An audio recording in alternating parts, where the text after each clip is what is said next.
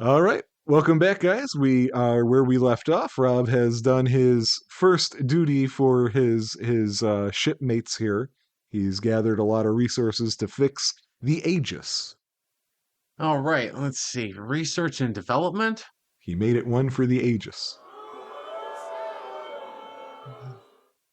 It's like build. So yeah, there's research and building to improve your stuff and get different stuff.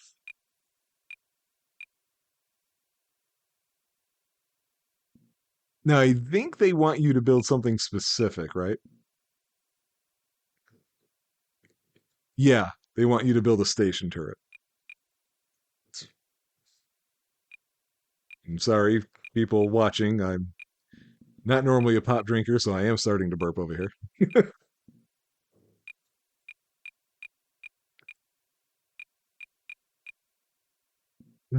It does say assign all crew.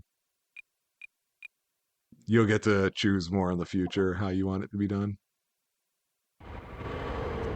Wait. Okay. See, it's funny, I'm not getting the sound, but I do remember these sound effects.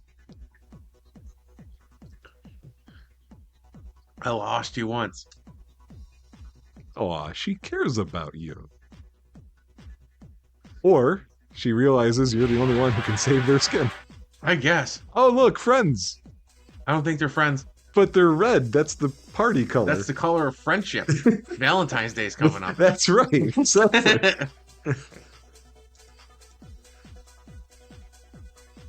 Does nobody have blue hair in this anime? I don't think so. Weird. I'm going to have to assume you have blue hair. All right. Somebody at my work just did their hair blue. It looks really good. But she definitely had to do like... Oh no, I've seen this strategy from Rob before. So people know what I'm referring to. I got really into Star Trek Starfleet Command 3.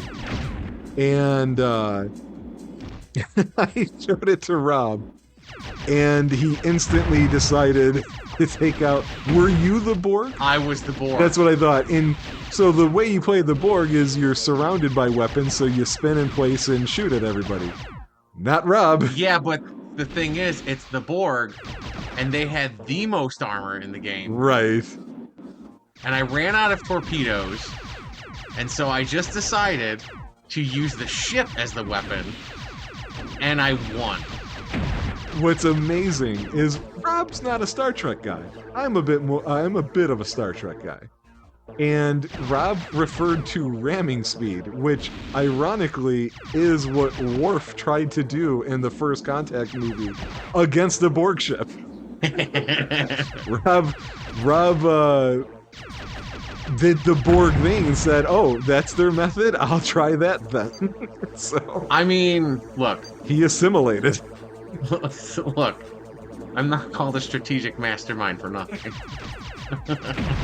Oh man, I do have some strategy games that we're gonna be doing on this show. Is that one where there was that really hard war against the forces?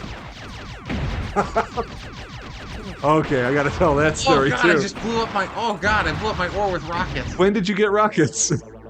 I got rockets for this turn. Oh, okay. But my finger slipped, and then instead of using my mining laser, or gravity beam, that's what I'm looking for. Right. Rob's strategic game with the horses was quite a moment. There's a game with two names, but it's the same game. It's Panzer General or Allied General. I think it was released on PC where you had two CDs, one for each, but they were separate for the PlayStation for some reason. And so it was a World War II hexagonal strategy and resource management game. And I was trying to show it to Rob. And oh, you're loaded. You got to drop off. Yep. And so I showed him the first easiest mission where you do play as the Germans and it's part of the Blitzkrieg, and so you're going into Poland and you have soldiers and tanks and artillery, and they have some artillery, some soldiers, and they don't have tanks. They had cavalry. And so I figured, yeah, this will be an easy one. Rob will just, I'll play Poland, and Rob will just wipe the floor with me because he's playing Germany. And then I proceeded to stop the Blitzkrieg. But no, there are definitely some strategy games because, okay, it's not your milieu, but that does lead to some pretty funny things that happen there. Well, I mean, that was like, that's like playing that Silent Storm, right? Yes. When, for whatever stupid reason, I had my sniper that did jack squat. Yep, but your medic. But my medic with a carbine rifle can hit things from miles away with no problem. Right. Now, I will say, having revisited it, that game does get hard. Especially if you decide to explore those maps a little more and get some of those random encounters. Those random encounters are bastards. There's one in particular, I got destroyed. Despite my guys having leveled up and gotten abilities 5 times, I got destroyed by samurai. Oh, nice. I don't know why they were in the UK, but they were. But yeah, Silent Storm's definitely on the list, and there's other stuff, though. But yeah, so right now, I know this game, it's just like, oh, you just go around mining. It's going to get more action. And you're going to be able to start figuring out what you want your home ship to be and what you want you to be. When you do the tutorial, or the do tutorial, as I was about to say, they kind of hamstring you. Yeah, I noticed. Yeah. This game always makes me think about something, though. And I'm curious if you've ever thought about this. Okay. Oh. So... Ow. We are living in a day and age where...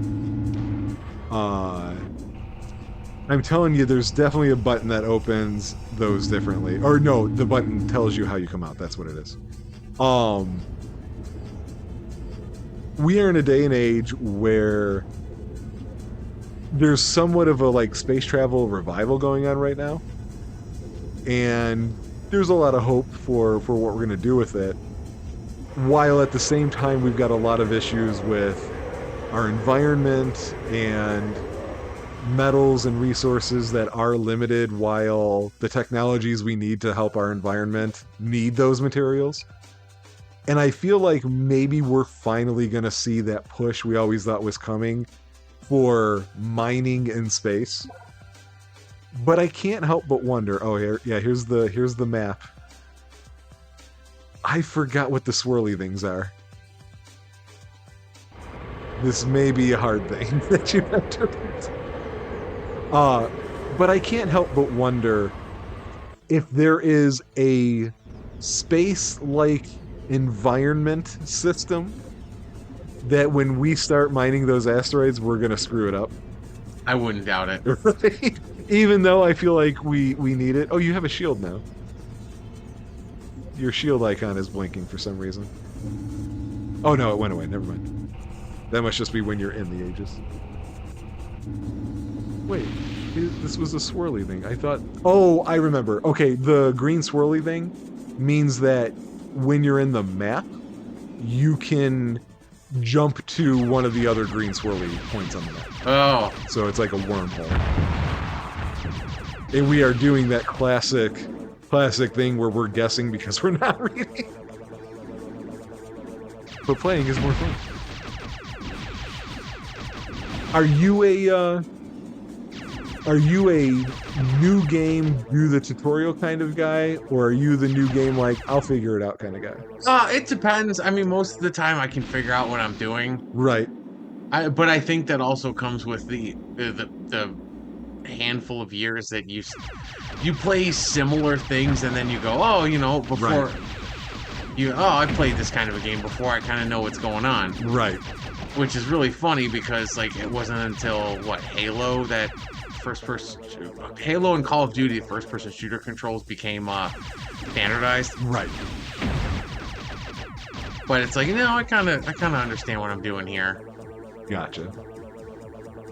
Yeah, whew, man, revisiting Medal of Honor on PlayStation 1 for my Bonanza. That was a trip. That game is essentially a museum piece now. Well, because the other funny thing too is that with revisiting an old game like that, without the standardized controls, and it even bugs me to this day. There's certain games that'll do that, where you'll push. It's like, okay, well, if I'm playing an Xbox controller, like, okay, X is jump, X is always jump.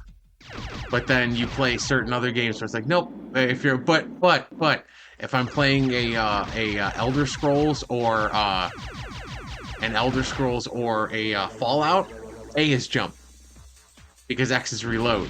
Right. So I guess it depends on what kind of a game you're playing. But going back to something, yeah, like if you could somehow get a wheel, yeah, for this, oh man, you'd be in business. Gamer brains are really interesting. Some of the research I remember reading about, the first thing I think I ever read about was gamer surgeons. Because surgery is done more in the way of they are not looking at the body they're operating on, but they're looking at a monitor to see what they're doing, very much in the way that a gamer is not looking at the controller they're playing with. Right. So they have found that surgeons who are gamers have better outcomes and fewer errors than their brethren who are not gamers. Another thing that I've read is that you are more likely to be a vivid dreamer, which I know for certain I am. I don't think I ever remember a dream that's not vivid. So that's the opposite for me, but it's also because I had a lot of issues with sleeping. Right, yeah, that I don't doubt. One of the funny things I've noticed as of late for me now is the controller I'm holding almost does not matter when it comes to predefined on-screen prompts. And so what I mean by that is I can have an Xbox controller in my hand, and if it tells me to press triangle, I have no problem hitting Y. At the same time, Xbox controller in my hand playing an NES game prompt, I have no problem swapping the letters. And I just don't think about it. It's gotten to the point where the problem I have is I will say the wrong one to somebody. It'll be the right button I'm referring to, but not for the controller being used. And it's just funny, like, I guess, oh yeah, I forgot, because it's got a turret, it's gonna shoot anything coming close to it. But yeah, with the tutorial thing that started this discussion, I know that I have a tendency to skip them because I just don't feel like they're really well built. Well, it is, and now with more recent games, there's a point where you get tutorial to hell. Yes. To where it's just like what's a good one? Like in Skyward Sword, or in in a lot of Zelda games, it'll do this thing to where it's like, oh, you've never played a Zelda before. Honestly, this green one is 1, the blue one is 5, right. The red one is 10, the purple one is 50. Like, look, I've played Zelda a long time, friend. So we're trying to build a Prowler. Yeah, the Prowler is going to be an upgraded ship for you. So you don't have this little dinky thing. I don't remember what it's under. Do you have to research it first? No, he's saying build. Yeah. Build. Blasters. Oh, hulls. There we go. Oh, right. You're in a runabout. You're getting a Prowler. No. Oh. Yeah. That would have been bad. And assign all crew. So I think once you have the Prowler, that's when this game opens up a bit. Oh, so does the they don't want you to travel, they want you to skip time. oh, to build the ship? Yep. Oh boy. We're in trouble now. They're letting him name things. It's amazing that your children's names are Doe. Donuts. That's what Zach calls donuts. Oh, nice. Yeah. Nice. So That's close. He's almost got it. I know. But it's just I think it's so funny when he calls them donuts. Zach, do you want a donut? No, dodunt? Dodunt? So now you get to build your ship how you want, essentially. And I say, once you're done building it, we do another episode break before we see it in action. I kind of lied. You don't get to build it how you want. They're only going to fit in certain spots. You have some control over it, though. Oh, so it looks like it's blinking something in the upper left. Yeah, so you want to add... Might as well add the engines first, I guess. But eventually, when you get the more powerful things, you can attach them. Oh, no, you got... So, go back to what you did? Yeah, do that. Oh. I think you have to hit item engine 1. Yeah, and now you got to click it on the ship where it goes. Oh. Yeah, there we go. And double click it, maybe? Yeah.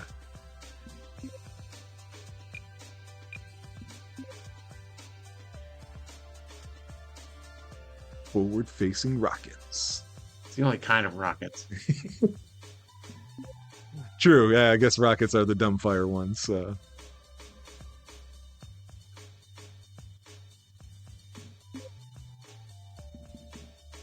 You got your blasters. Ooh, going wide blasters.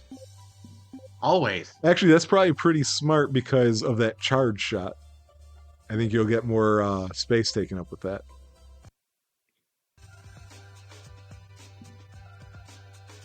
I think that's everything you... Oh, right, the gravity beam. I don't want a gravity beam.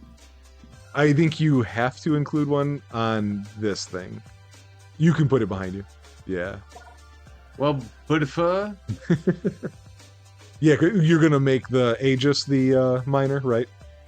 Yeah. Yeah, so I think in the future you can skip that part. The dodunt. Well, let's take a break here, and then on the next one we'll see this baby in action. All right. All right, see you guys then.